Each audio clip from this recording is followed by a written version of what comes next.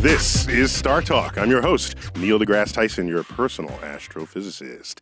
Today we're doing a fan-favorite edition of Cosmic Queries. And I got with me, I've never had him before, Godfrey. Hey, man. Godfrey. What's up? Godfrey tweeting at Godfrey Comedian. Godfrey Comedian. You didn't use your last name, Danchima. Danchima. Okay, that's fine. We don't have to go. It's too long. Too long, too weird. Too weird. It can sound Japanese sometimes. I know. Danchima. Danchima.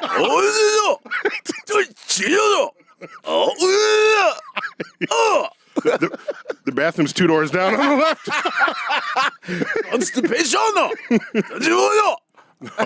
If I'm constipated, I use my last name. We get any mail, we're sending it to you on that one. When I need an extra push, I go, Danchima. Okay. When you need that last bit to drop. Danchima. Luca. Okay. That was not one of the Cosmic Queries, but if we start out with scat jokes at the beginning, there's no place to go after that. Anyhow, it's cool having you on, man. Thanks. Listen, I've been watching your shows. I see you on Bill Maher's show, Real Time. Not a hot air on, I just try to But it's great. But you know how you step in, you say a little thing, let the just- scientists talk. Bam. I'm like, I'm proud of that man right there. That's right. He's articulate and smart. Thank you. I got like a fan out awesome. there. And your Cosmos, it's awesome because I used to watch Cosmos with my dad with Carl Sagan. Oh, yeah. You took over the reins. And then when I saw you were a 14-year-old kid, you met Carl Sagan. He gave you his number. His phone number. Yo. Yeah, so I had people say to me, I should have told him that the bus really couldn't come through, and I had to spend the night in Cornell because he gave me the phone number in case the bus back to the city didn't happen. No, but I was too honest back then. You're too honest. Oh my! Were you was he like the nicest dude ever? He was very polite and he was. It was almost. He cared. I mean, that's really it. He cared about the trajectory of others who would come behind him. Wow. And not enough people do that in all the professions. It's called comedy. Yeah. A lot of my friends suck. Hey, man, can you tweet for me? I don't know. You might take my followers. Yeah, that crap. But Carl was like... Yeah, he was a genuine person. Man, he could have at least given you his turtleneck and his jacket, too. That would have been sweet. Just his elbow patches. His elbow patches were awesome. And you said... Because we were talking before we started the show, and I thought that he was a guy who said billions and billions of stars. He only said the word once at any billion time. And Johnny Carson was the one who doubled up on him, imitating him with. No, I can do Johnny Carson, right? All right, let me hear. Okay, watch. I did not know that. Wow, good stuff. Carl Sagan. Here I go. Watch this. Wow, billions and billions, and then Ed would go ho ho ho. No? Can I get some Johnny Carson fan love? Okay, for everyone over 60, that was Johnny Carson's. There's a 60-year-old man going, I like that boy. That boy does Johnny Carson. Okay, go ahead. So we got some, this is a Cosmic Queries edition on cosmic phenomena. I haven't seen the questions before. Okay. Culled from our fan base. Yes. And so you got them. You have the steering wheel. Yes, I do. So let's bring it on. Okay, I'm going to read one from a Patreon. Patreon. These are, yes. So these are people who support the show. And so basically they extort our setup to get their questions asked first. Yo, I thought the Patreon was a name, like an alien name. Oh, no. The Patreon. You guys are Cosmos, so I thought it was like... The Klingons, the Patreons. Like, I am a Patreon. My name is...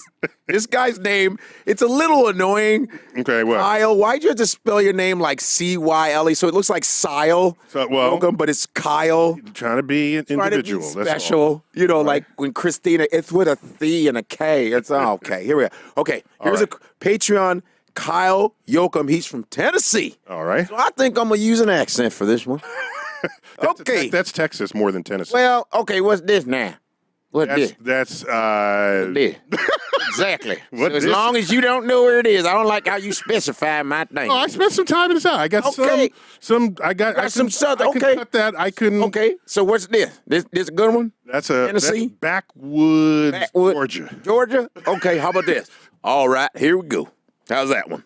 That's Good. Ranch, Texas. Okay, now. I'm going to go right back to the same one. That's a little better. Tennessee. Tennessee. I'm from Tennessee. Yeah, there we go. All right, I'm go. from Tennessee. Okay, here we go. Kyle Yoakum. Here's the question. All right, ready? Here we go. Okay. The math of Einstein's equation shows nothing can reach the speed of light if it has mass. But if we discovered a massless particle that could be accelerated beyond light speed and travel backwards in time, the instant it did, would it begin to decelerate again, since acceleration required forward movement in time, and going backwards in time would be the reverse? If so, it seems it would just be stuck at exactly light speed. Could this be why photons are always traveling at that speed? Wow. That was there's weird. a lot in there. There's That's a lot, but it seemed like he was repeating something that was obvious. But obvious to whom too? He said, would it revert? It's almost like he said, the instant it did, would it begin to decelerate? Like, that's almost like a common sense. Okay, so the way it works on the other side, Okay, would you thank cross over Please tell me. Einstein's equation? So anything with mass cannot accelerate to reach the speed of light. Okay. It's never been seen, nor is it theoretically possible. Right. And we've tried it. So we have experimental evidence, theoretical foundation, and the like. Yes. So things that travel the speed of light have no mass at all, like photons, which he correctly noted. Right. Okay. So now my brethren of decades ago, Yes. my academic brethren, hypothesized a particle that lives faster than light. So it doesn't have the problem of accelerating to the speed of light, Right. because it just lives faster than the speed of light. Wow. Okay. So if you have such a particle, what would happen to it? Well, it would live backwards in time. And we call this particle tachyons. Wow. From the Greek tachyos, meaning fast. Like a tachometer is the same root. So that'd be like Usain Bolt's a tachyon athlete. Tachy athlete. Tachy athlete. Tacathlete. Athlete. Yeah, there you go. We finally got it. Tacathlete. Tacathlete. So the word T-A-C-Y, H-Y, is a common root when people want to refer to things going fast, where speed is the measure of things. Okay. So we hypothesized that there might be a particle called tachyons. Now, tachyons are really cool if you think about it, because if I sent it to you now, you would have gotten it before I sent it. Wow. So that's kind of cool. So It is. yeah. So you can imagine. So I've thought about this. Okay. Here's an interesting scenario: if you could text via tachyons. All right. What? So I see you walk, Yeah. and and you. Okay. So there's a banana peel in your path. Okay. Okay. So I don't want you to trip on it. Okay. Okay. So. But you already tripped on it. Okay. So I send you a tachyon message that you get in the past. Right. Okay, you got that? Were you with me? Okay. Okay. Yeah. So I send you a text and I say, watch out for the banana peel. I'm already on the And then your smartphone jiggles. Right. You pick it up. Yeah. Read the text. Yeah. And then you're no longer looking where you're stepping. Right. And you slip on the banana peel. Well, that depends on your phone package. I mean, if you got Sprint. So it may be that changing Yes. the past might not be possible. Because the very act of me trying to interfere with you stepping on the banana peel is what actually made you step on the banana peel.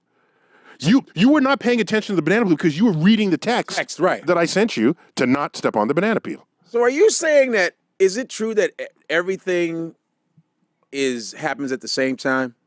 Well, so there's another way to think about that. You know what I'm saying? If you have like a yardstick, Yeah. you can say all the numbers are on that yardstick at the same time. They're all just there. Right. You can be 8 inches, 30 inches, right? They're just there. So imagine a timeline that's just there. You're born on one end, you die on the other end. It's just there. That's and it. wherever you could jump in, jump out, Right. join yourself at any part of your lifetime. Right. So therefore, in a sense, your timeline, when viewed from a higher dimension, is all happening at the same time. Same time. Whew. Deep. I think I kind of got that. Well, not just so. This is tachyon thinking. Yes, exactly right. It's tachyon. You want a tachyon brain. This is how you do it. Right, So I already thought about it yesterday.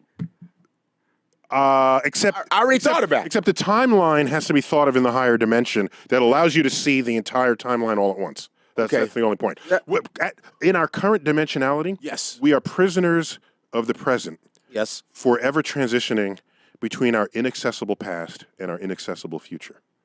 Okay. Then we just live in the present. That's what it is. That's all we can do. All we can do. But a higher dimension being would say, hey, just rejoin. Who would that be? Buddha? Not from any images I've seen illustrating him. So what I would not higher think. Yeah, there's a higher dimensional being. No, and who would that be, though?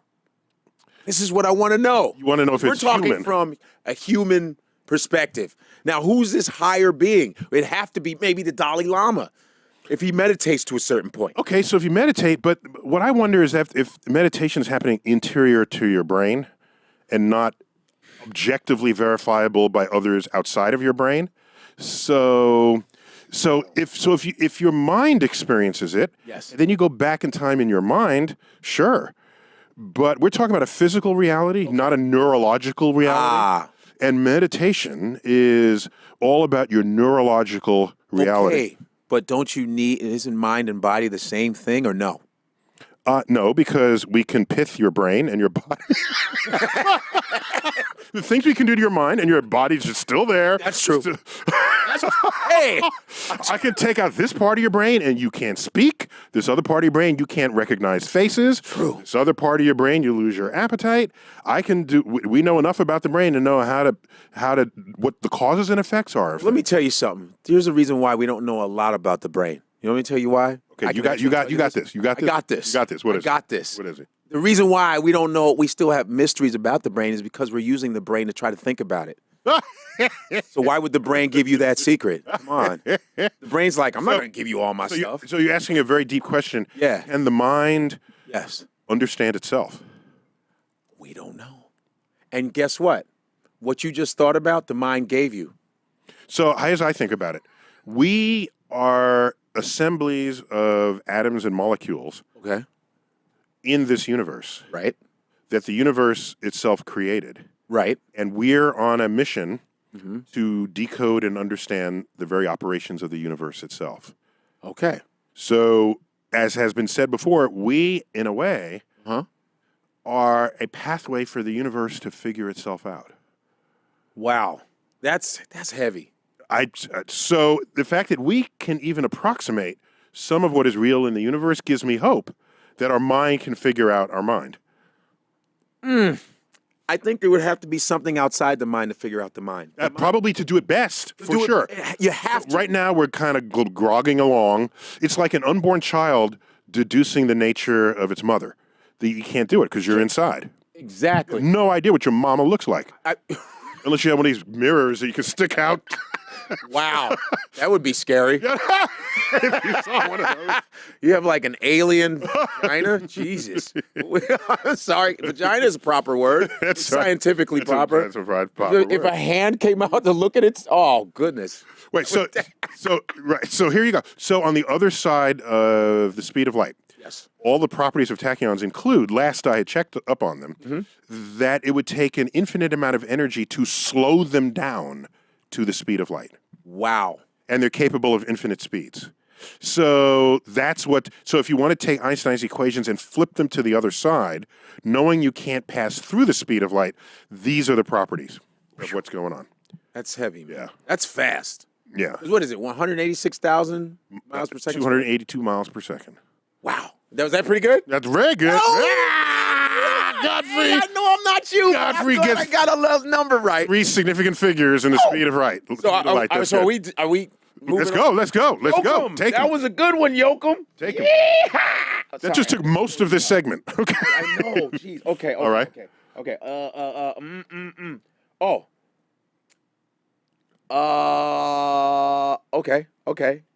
No. No. He don't like that one. No. Oh, okay. How about this one? This is pretty simple. Aradia Farmer from Facebook.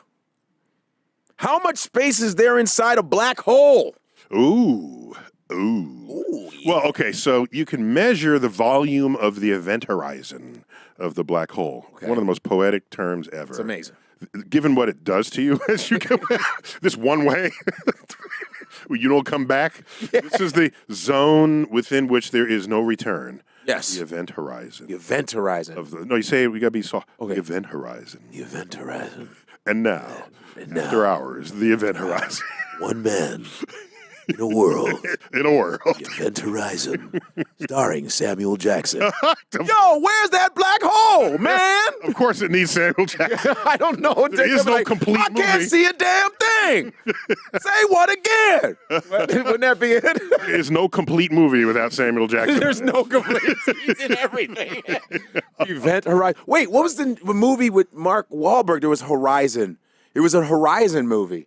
No, that's a drilling movie. But it was Horizon. Yeah, it had Horizon. Right. So this. Well, because that'd be an oceanic horizon. I haven't seen the movie, but that's my guess. Right, right. I haven't either. I saw the trailer. Right. So in the universe, we think of the horizon of the universe in the same way the horizon of this at sea. Deepwater horizon. Deepwater horizon. Deepwater horizon. So your horizon at sea, you can see to that edge, but you cannot see beyond it. Right. So if you had no other data, you might think that was your entire universe. Wow. Unless you sort of move towards the horizon. Right. And if you're in the middle of the ocean, the horizon doesn't really change very much. It's still water. Yeah. So you could think there's water forever. Right. And brave people like the explorers of the 16th and 17th centuries, they kept going until they found land. Right. I figured they thought they'd come around the backside and come get to the other side of the land they were on. Right. But there was more land. There was more land. A new world, as it, of course, was described. So you can measure the volume of the event horizons very cleanly. But for reasons that remain a little bit mysterious to me, when you run the equations, Einstein's equations of what happens inside of a black hole, it births an entire other space-time. Okay. An entire other universe. So if you can survive the fall into a black hole, you can come out. What you will see is the entire future history of the universe you came from unfold before your very eyes, because time slows down for you and everything else would look like it's moving fast. Okay. And the entire future history of your universe unfolds before your very eyes and another universe opens up in front of you. So that the black hole, as a portal to an entire other, what we call space-time continuum, right, an entire other universe, that comes out of Einstein's equations, the same equations that give us the structure of our universe. So no one's gone in to test this because you're not coming back out. But everything else about his equations work, so it gives us high confidence that maybe this is happening there too. I mean, what I want to know is, okay. That's why we talk about there's some variance of multiverse thinking where every black hole is just a conduit to whole other universe. You think it's a whole other universe? We have this interconnected warren. Is it just stars being swallowed up? It'll swallow stars, and it becomes more mass. Yeah, never planets though. It'll swallow anything that comes near it. It comes near it. Anything, and nothing comes back. Nothing. There's a way. We don't know. There's something called Hawking radiation. Hawking radiation. Yeah, Hawking radiation. So Stephen Hawking, Hawking, he's famous, legitimately famous for a whole lot of reasons. Yeah. One of them was he calculated that the energy field surrounding the black hole, you remember E equals MC squared? Yeah. That's the equivalence of mass and energy. Yes. That energy field can spontaneously create particles. Right. Particle pairs, matter and antimatter pairs, one of which falls back into the black hole, the other escapes into space. Okay. So a black hole can essentially evaporate very slowly, particle by particle, evaporate by this phenomenon so that it can lose mass through its energy field because mass and energy are one and the same. Right. And this is called Hawking radiation. So yes, do come out, but in a very different state than you went in. Wow. Okay. Yeah. So Godfrey goes in. I go in. Godfrey's atoms come out. But then evaporation happens. Well, we call it evaporation. Oh, you I call don't it know what that is. We don't know how to have a better word. We should come up with another word. That's the closest thing. Evaporation is it's like particle by particle. That's all. That's the only thing. Wow, We got to take a break. When we come back, more Cosmic Queries. Awesome. With Godfrey on StarTalk. We are back on StarTalk, Cosmic Queries edition. And I got Godfrey here. Hey, man. Studio. What's up? Godfrey tweeting at Godfrey Comedian. Yes, that's right. That's a lot of characters to give up to your Twitter handle. Is it? Godfrey Comedian. It's the only way. That's the only way. I wanted to be a... You can shorten it, just say God. No. I cannot do that. Thou shalt not do that. I would say, well, lowercase g. Okay. Lowercase. Because people will come up to me and go, oh, do they... And they do it like in an arrogant way. Do they call you God for short? You know what I mean? I'm like, yes, they do. I say, yes. Yes, they do. And you're a sinner. Yes. Are you ready? So wait. So these are cosmic phenomena. I haven't seen the question, so bring them on. It. Bring them on. So I'm bringing you... Let's see what I'm bringing. Let's see what you got. I'll see what I got here. Bring it on. Joshua Shoup from Twitter. Okay. Aliens are so far away they can see our entire history as it's happening. Is that why they don't want to come here? Yes. Next question. Okay. Well, just let me clarify why that would be the case. Yes. If you are at any distance from anything you're looking at, right. You see it not as it is, but as it once was. I see you not as you are, but as you were 4 billionths of a second ago. Whoa. So light takes about a nanosecond to go a foot. A nanosecond to go a foot. Wow. A billionth of a second. So you're about 4 feet from me right now. Right. I see you as you once were. 4 billionths of a second to go. So now let's put a civilization in Alpha Centauri, the nearest star system to ours. Okay. That's 4 light years away. Right. You're 4 light nanoseconds away from me. Right. Alpha Centauri is 4 light years away. So anybody there is watching. If they could get our signals, they would be seeing Earth. What was going on 4 years ago? There was another campaign for president. Obama was smashing that dummy. What is he talking about? What's that dummy's name? Oh, that Mormon guy. What's that guy's name? No, he's so bad. Mitt Romney. Mitt Romney. You could see him getting pummeled. Well, okay. So he loses. So they would be watching the last few weeks of that campaign. Okay. All right. In real time. As it was unfolding. Because the light is just arriving at them at the time. Wow. Okay. So now, if you go farther, so here you go. There are galaxies that might be 65 million light years away. Why'd I pick that number? Because the stuff that was happening here on Earth 65 million years ago is only now just reaching them. It's just reaching them? Just reaching them. So they're going to say, hey, let's check out Earth TV, the Earth channel. There we go. So, so that's... I mean, that's my Tyrannosaurus. Is that your T-Rex imitation? Okay. Exactly.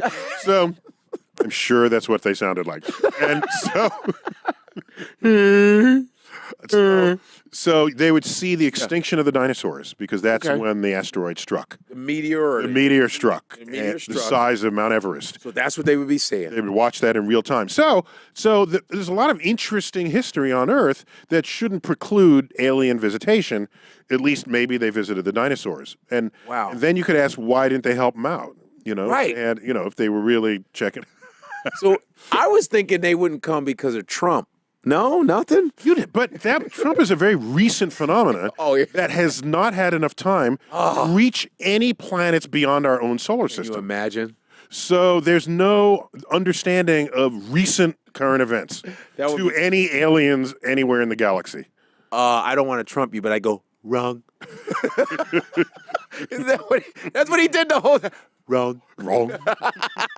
So that's interesting. I didn't think you would actually see the dying of the extinction of the dinosaurs. Yeah. That is cool. So they would have access depending on their distance. Okay. They would have access. So what are some events? So let's say, what's a good example? World War I and World War II.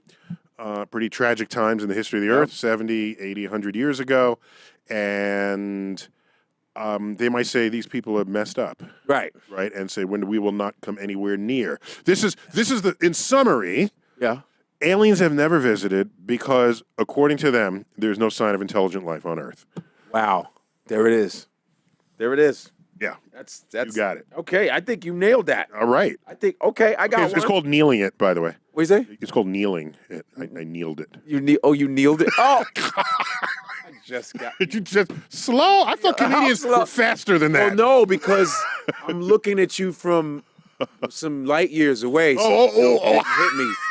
So Okay, good comeback. All right, you get one time delay comeback tachyon per effect show. happened, so I'm watching you from a couple. light Okay, years. okay, all right. You get one of those per Wow, show. was slow.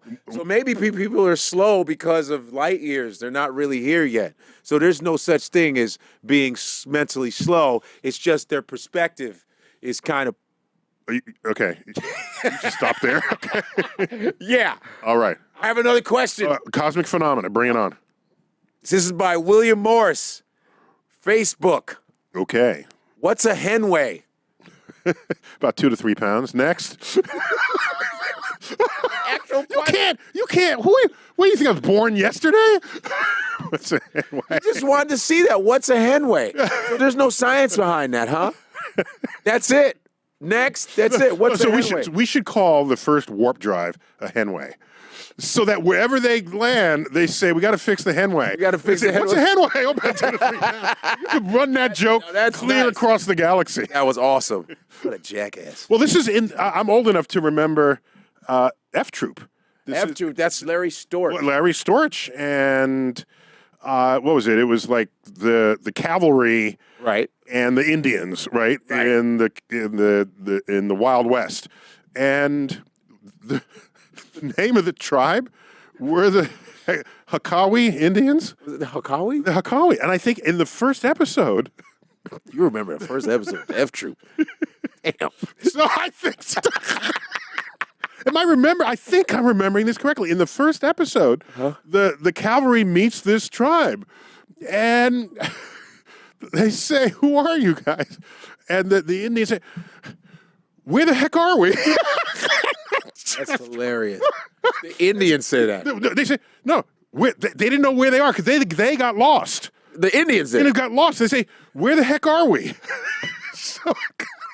And they say, "Oh, you're the Hekar." No, who are you? Where the heck are we? We're the Hekari Indians.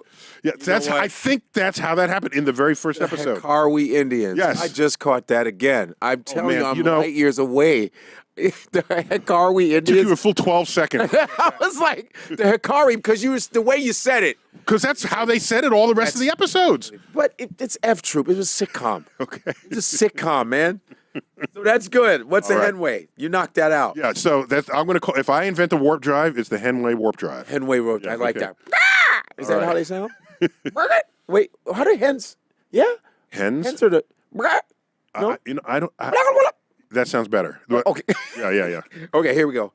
Ray Clark, Facebook. Okay. If the moon were to somehow be blown apart, would Earth end up with a set of Saturn-like rings? Yes. If not, what would happen? Yes. Temporarily, we would have ring system. An awesome. Awesome. Yes, using awesome the way God intended awesome to be used. Oh, yeah. Not. It would be awesome if you could pass the salt. No. In my day, we used awesome when we discovered the cure to polio. We used awesome when we walked on the freaking moon. Do you believe that? I don't know. We were talking about that. Do you believe that they landed? I just want to know. You're asking the wrong. I'm just saying, man. The astronauts should have been black because we would have been more excited. Upon landing, Because he was, yes. they say, "Oh, Houston, we have just landed on the Like, moon." yeah, baby. Yeah. That's how we do, baby. Forget the cosmonauts. We did it first, baby. I'd be like this. No? That's one small step for man. Come on. You land on the moon and you go, one small step for man, one giant step for man. It's like when the No, white, you know what it is? it's like when the white dudes score a touchdown, they just give the ball to the ref. When we score, we're like, Shake something. yeah. You shake some. Now, here's the thing. I think the emotions that would come about Yes. among people who would rejoice in having just landed on the moon Yes. are incommensurate with how you might react in the face of disaster if you face that on your journey. If the oxygen tank blows, holy shit, what am I going to do? Oh my God. Okay? That's the same person who lands on the moon. Says, oh my gosh, I landed on the moon. Yeah. So you need people with ice in their veins. Yeah. And Neil Armstrong was just such a person. Okay. Yeah. Well, all right. I guess, but I just... He's landed on the moon and he's running out of fuel. Okay, you know about that. I don't know if you knew about this. We're running out of fuel. Okay, because where they were going to land, right? There was like rocky and it was not smooth, and he was worried that the lunar excursion module would tip. Yeah. So he starts going sideways. Okay. Using very little fuel that's left, and so Houston is saying, "You got to land that puppy." No, I'm going to still looking, and he's monitoring how much it is. Yeah.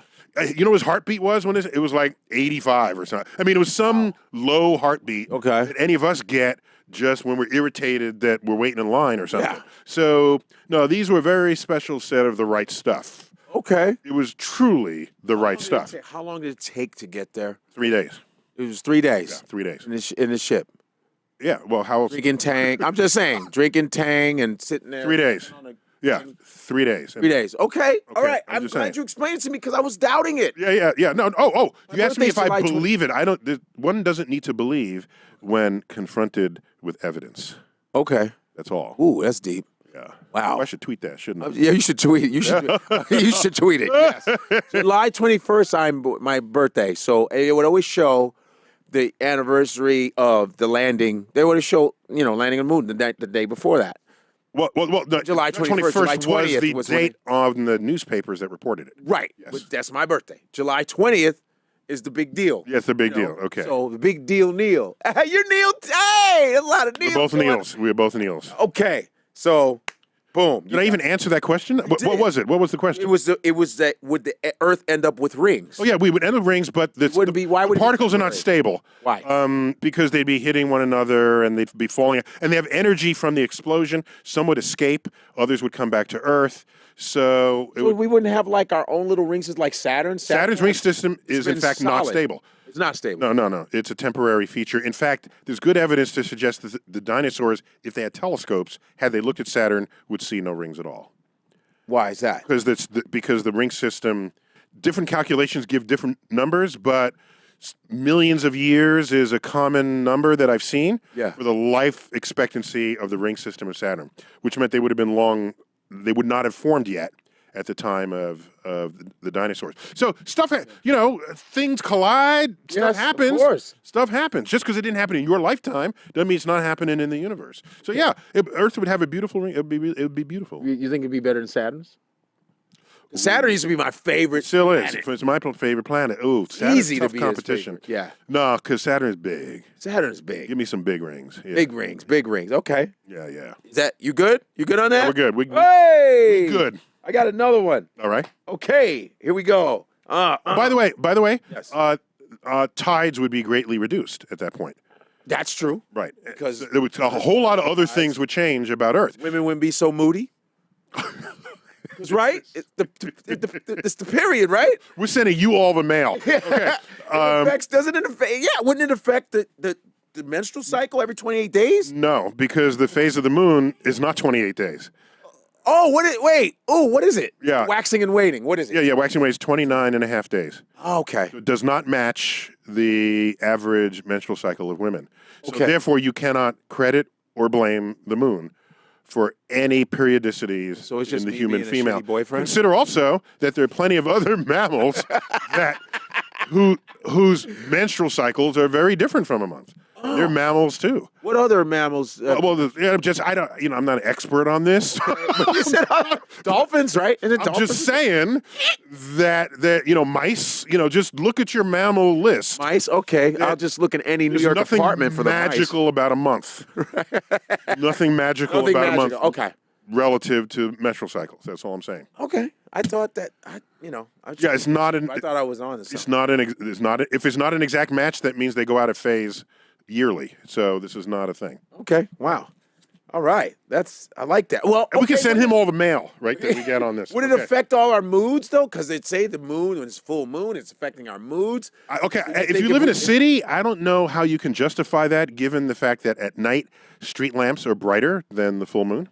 True. And you don't talk about your moods being affected by streetlights or what brand of bulb is used. Cortisol levels are up. No? Sure, but you can't credit or blame the moon for that. It's because we illuminate our nighttime lives. That's true. That's true. You're right. Far brighter than the full moon. Yes. Yeah. You know how you know this? You can only barely read under a full moon. So you come in at night, you put on brighter lights, and you can read just fine. That's true. So people want to blame the universe for all kinds of stuff that's happening in their lives? No. It's just you. It's just you. You're high and you're crazy. Just blame it on your ass. And Shakespeare in Julius Caesar, right? The fault, dear Brutus, lies not in the stars, but in ourselves. Hey! Tweet, man. I'm just saying. That's, man, Neil deGrasse Tyson. Boy, I like that one. Can we, another one? All right, well, if it's fast. Okay. I love this because I'm always a fan of this. But this is Dan Fisher, Facebook. If comets eject their gases into space, do we know of any dried up comets, the ones that exhausted all of their gas reserves? Yes. Nice question. Yes. So comets are a mixture of ice and rock. Right. And the ice, when it comes near the sun, gets heated, and then it evaporates, or technically speaking, it sublimes. When you go directly from a solid to a gaseous state. Right. I'm loose in my vocabulary, then I just say it evaporates. Okay. But sublimation is the correct chemical term. You've seen sublimation with dry ice? Yes. You ever see dry ice? It doesn't melt. Right. It's solid, and then it's not there anymore. Right. It's over. Yes. Okay. So with comets, every time it comes around the sun, it loses some of its ice. Right. And eventually, you can have a comet that's just a ball of debris. Right. Moving around the sun, and it's no longer a comet. It's just a ball of debris, and we'll just call it an asteroid at that point. And there are many asteroids. There are many asteroids we think were once comets that are just dead right now. I mean, they're living asteroids, but they're dead comets. Like retired comets? That's a better word. They're like, I don't do that I'm thing done. anymore. I'm an old man now. I let you young boys go around and around. I used to be, and then the other comments say, you used to be the man at one time. Yeah, Halley's Comet. What's happening, brother? Yeah, you can slap him as he goes by. What's up? 76.1 years. Is that the truth about Halley's Comet? Halley, 6.1 years it comes? Its time around the sun varies depending on what Jupiter does to it. Okay. It could be 74 years, 77. It averages 70. So do you believe that Mark Twain was born and died and Halley's Comet came in return? We don't have to believe it. It's a fact. It's a fact. Yeah, and when things are facts, you don't have to believe your human belief system to accept them. When you said Jupiter, remember the Jupiter effect? Remember that big deal? That's another segment. Oh, okay. I didn't know. When we come back. That's another segment. The man is on fire. He's lit up. I'm like a comet, man. My ice can't get enough. He wants more. All right. When StarTalk returns, more Cosmic Queries. This is still StarTalk. I'm your host, Neil deGrasse Tyson. I serve as the director of the Hayden Planetarium in New York City. And, it means I have the keys to the sky. I want to go. You want to go? I'll invite you. Come on, man. Okay, let's go now. I want to go now. Godfrey, you've got a comedy special on Showtime. Showtime, yes. What's it called? It's called Regular Black. All right, here we go. Regular Black. The reason why I call it Regular Black because when growing up in Chicago, my African-American friends, they heard my parents talking. Okay. And my parents have thick accents. And they were like, thick Nigerian accents. Oh, yeah. And they were like, yo, man, where your parents from? I said, oh, I'm Nigerian. They were like, oh, we thought you were like regular black. Okay. Like, what do you mean regular black? You know, like we from Mississippi, Kentucky. We thought you were regular. No, but what you should have said was, I am African American. Oh! That would have been that would have phrase back then. That just nothing they could say. Nothing. There it is. That's where that title comes from. So we got Showtime special, regular. Oh, it's going on now. I'm gonna watch it tonight. I'm gonna find it tonight. Cool. I'm gonna find it tonight. Yo, watch it. I watched all your stuff. Except you didn't have to pay to see my stuff. No, I didn't. No, you don't have to pay for Showtime. Yo, you have Showtime. No, I don't have Showtime. I got to go, like, You get your package. pirate it off of. Come on, man. Just give it to you free, man. Come on, man. I'll call them up and say, I'm Neil deGrasse Tyson, give me Say, Showtime. the universe for will come free. down on you if you don't. Ooh, that's a good threat. You know what I'm saying? It's all about the universe. All the forces of the universe will come You down. would get free. You would go in and get, if you just wanted to get some M&Ms. Like, yo, you need to give me these M&Ms for free, or the universe will come down on this whole little bodega. And, you know, a lot of those guys are religious. They're like, no, you go. I had to do an accent. It's not racist if it's true. No, it's not racism if it's said by a comedian. That's what it is. Right. No. I'm not asking you a question. Yeah. So, cosmic queries, cosmic phenomenon. All right, what do you have? Go. The controversies of naming celestial bodies. Mm-hmm. What's the controversy? What's the controversy? It's Rick Roberts asking. No, there's no controversy. There are no controversies. Yeah. Next question. Okay. No. Like, do they So here battle? go. I'm going to tell you. I'm going to tell you. I'm going to tell you. Ready? Okay. So planets are named for Roman gods. Okay. Okay. Right. Asteroids were formerly named also for Roman gods when people thought they were planets. Okay. Then, after the first few dozen asteroids were discovered in the asteroid belt, they said, these aren't planets, these are something else. We need another word for them. And even though on the sky they kind of look like a star because they're little and you can't see like a surface on them because they're so little, there's like a point of light, so they're kind of star-like, Right. but they're not stars, they're asteroid. Star-like. I didn't know You that. didn't know that. Well, that's what why would- you come on. That's why we. So what would hemorrhoid be? That's they're out near Uranus. Ass-like?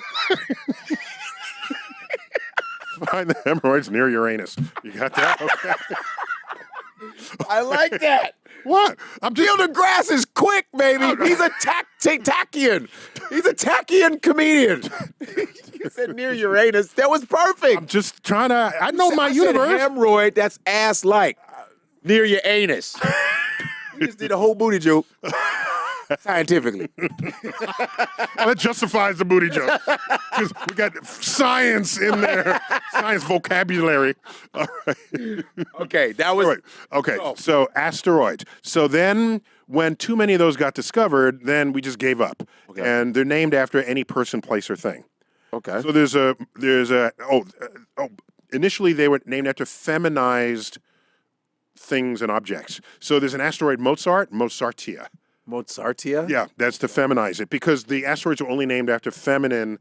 The original asteroids are named after feminine gods. Wow. Okay. Roman gods. Okay.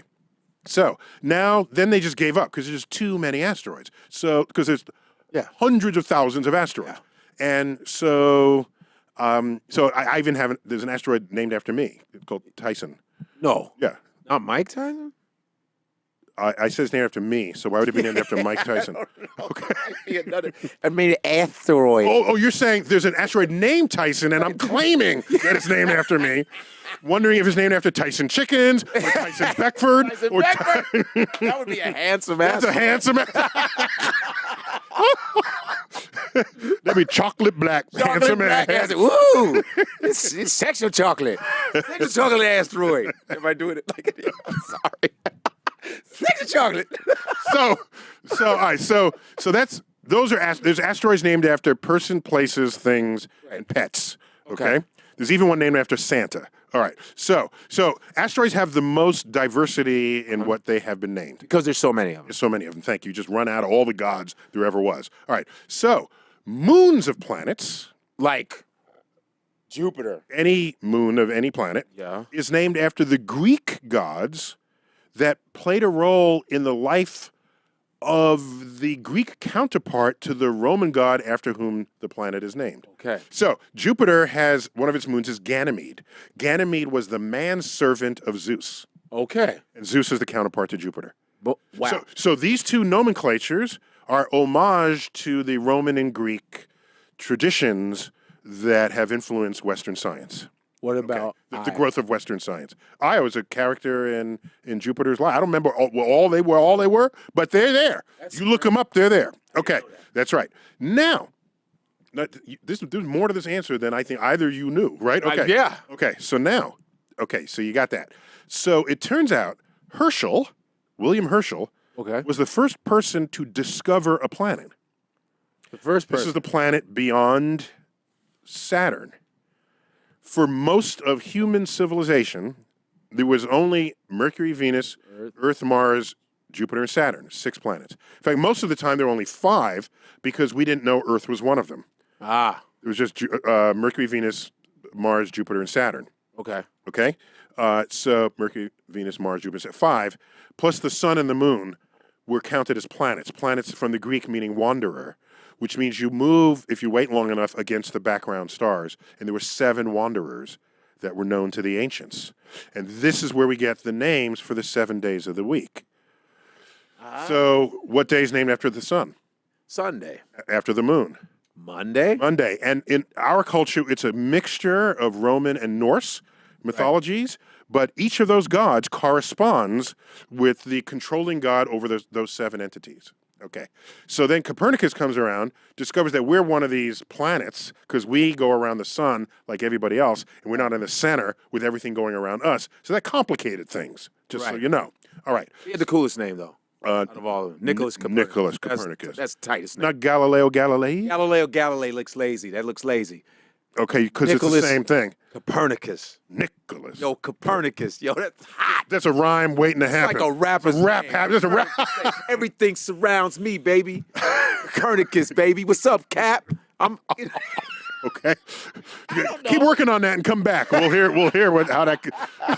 Kepler. Kepler's tight. Johannes Kepler. Ooh, that's hot. He's badass. He was the first person to ever write down an equation that described physical reality. Wow. He wrote Kepler's laws of planetary motion. That was in early 1600s. So we've only had mathematics describing the universe for 400 years. Okay. And he basically birthed that. So getting back to the names. Yes. So because Herschel was the first to discover a planet, no one had a tradition of naming planets yet because they hadn't been discovered yet. Everyone knew these things in the sky. Yeah. So there was no tradition yet. Right. So he just named it after his principal funder, which was King George. So for many decades, the enumeration of the planets of the solar system was Mercury, Venus, Earth, Mars, Jupiter, Saturn, and George. And George? Yes, planet George. Wow. So now that's kind of... That's so me. That's so gangster. Name it George. I gave you the money. Don't try it. I want to be a planet. This didn't last. Internationally, it didn't last. But they had to be nice to the Brits because they discovered it. All right. Right. So as a recompense, the moons of Uranus, this is the only exception, rather than being named for Greek characters in the life of the Greek counterpart to the Roman god after whom the planet is named, Uranus's moons are named after fictional characters in Shakespearean literature. Oh, okay. So that's homage to One. Iago. There might be one. I don't know. There's 60. Othello. Can I get an Othello? I'll go check on that. We've got Miranda, Puck, Oberon. There are a lot from A Midsummer's Night Dream. That's okay. That's there. Okay. And lastly, stars are no longer really named anymore. Most of the stars that have names have Arabic names. So the Arabic tradition is also preserved in the modern reckoning of the names of things. Wow. And after a certain while, we just number them in a catalog. Okay. And comets are named after their discoverers or people after whom the discoverer wants to name them. But they're named after people exclusively. Okay. I know only Edmund Halley. Yeah, Halley's. Or Haley's or Halley's. It is Halley. Is it Halley? Yeah, Okay. Haley is Bill Haley in the comics. Whoa! We gotta rock. I'm on the rock tonight. We gotta rock. That messed with the proper pronunciation of Edmund Halley for decades. Sure, it wasn't shake, rattle, and roll. Around the sun. Da, da, da. Hey, we gotta go lightning round. 3 minutes left. All right. Okay, lightning round. Boom, boom, boom. Do it. Okay, this is Vilk Floyd, Facebook. What do you think of the theory that dark matter can be explained by primordial black holes? No. Because we can. Black hole is ordinary matter, and we have accounted for all the ordinary matter in the universe. Basically. Okay, go. Andrew DeSango, Facebook. Do Big Bangs only happen in the absence of everything, or can Big Bangs take place anywhere and at any time? Space is timeless. A lifetime for us is a nanosecond for space. So one day, could the universe change yet again? Could it evolve, for lack of a better word? There's no reason to think, to prevent us from thinking, that you've had cosmogenesis even within the space-time that we occupy. So there's talk that our universe can have pockets that are themselves expanding, that are separate from other pockets that are expanding, that are themselves Big Bang universes. Wow. So there's no reason to think there was only one Big Bang. Okay. And this is the seeds of the multiverse. Gotcha. Next. Jen Bailey, Facebook. Describe string theory in 5 sentences. 5 sentences. Okay. So the frontier of Einstein's general theory of relativity and the frontier of quantum physics meet in the singularities of black holes and in the origin of the universe itself. At that singularity, there must have been a shotgun marriage between the two, where the physics of the large meets the physics of the small. And in that shotgun marriage, which is currently a theoretical mystery to us, that is the playground of string theorists. Wow. Next. Okay. These questions are too long. This is Petey J. Craigle. Okay. Here's a shorty. How does life come from non-life? Oh, sorry. We have no idea. That is a biological frontier. How do you go from organic molecules to self-replicating life? That is a fascinating frontier in biology, and we look forward to the solution of that in the coming years. Next. Okay. Here is Rafael Alves. He's from Rio de Janeiro, Brazil. How is it possible that the further we look into the observable universe, we see the cosmic microwave radiation, the oldest light in the universe? Assuming that it comes from matter beyond our observable universe, doesn't it mean that the universe expanded faster than the speed of light after the Big Bang? If the universe is roughly 13.75 billion years old, how could the oldest photons have traveled around 45 to 47 billion light years towards Earth? How come our 13.75 billion year old universe is 93 billion light years across? How is it possible? Because the fabric of the universe can expand faster than light. There is no law of physics preventing that. The speed of light limit is anything traveling within the space that is self-expanding. That cannot travel faster than light. The fabric of the universe itself can travel without a problem. And yes, the early universe did expand faster than the speed of light itself. This is not a contradiction. Woo! Peter Murdoch. Is there any way to tell how large the universe is? As more light reaches over time, we see more. But if the universe was finite, could this stop happening? And if so, what would that look like? I love that question. You know why? Because I think about it all the time. Oh, okay. Yes, because there's an expanding horizon. It's a time horizon. And in 1 billion years, we will see 1 billion light years more of this universe. Because that's an extra 1 billion years that part of the universe had to reach us. Okay. So now, because in other words, if we're only 13.8 billion years old, where's the light from something that's 15 billion years away from us? It hasn't had time to reach us yet. Wait 1 billion years, then that comes in, you see that part of the universe. Now, watch what happens. If in 16 billion years age, nothing starts coming to us, that would mean the horizon has washed over the last bit of matter in the universe. And there'll be no more cosmology left to be revealed. Because, and that would be then the literal edge of all the matter in the universe. Done. Woo! That has not happened yet, which is why there is still something called cosmology, where we can look far out and see the birth of the universe itself. Oh! Godfrey, Thank you for this is so my brain hurts. Yeah, you are no longer a Cosmic Queries virgin. Welcome. No, I'm not. Welcome to the company. I just got banged. Big banged. Godfrey, you're on Showtime. I'm going to find you after I pay my bill for Showtime. They're paying the bill for you. The Cosmos is. No. So this has been StarTalk. And I've been your personal astrophysicist, Neil deGrasse Tyson. And as always, I bid you to keep looking up.